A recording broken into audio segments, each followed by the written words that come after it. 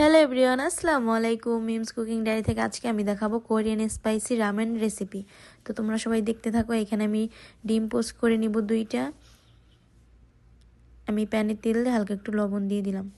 লবণ দিয়ে ডিম 2টা পোস্ট করে রেখে দিব, হালকা কুসুম কাঁচা রেখে দেবো। এখানে আমি একটা পাতিলে পানি দিয়ে পানিটা গরম হওয়ার জন্য দিয়ে দিব। তো তারপরে রামেনের প্যাকেটের ভিতরে যে মশলাগুলো ছিল ওইগুলো আমি আলাদা করে নেব।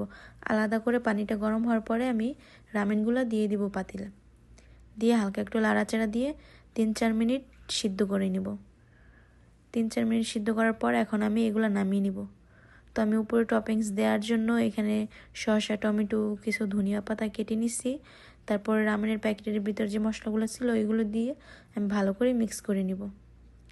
এখানে আমার মিক্স করা হয়ে গেলে তারপরে তো মিক্স করা হয়ে গেলে তারপর উপরে সবগুলো দিয়ে দিব। তো আমার ভিডিওটা যদি ভালো লাগে থাকে তাহলে আমার পেজটা একটা ফলো করে দিও তোমরা। তো তারপরে এখানে আমি হালকা একটু টমেটো সস দিব। টমেটো সস দিয়ে আবার একটু মিক্স করে তারপর সবগুলো দিয়ে উপর দিয়ে সাজিয়ে নেব। এই তো ফাইনাল লুক। আল্লাহ হাফেজ।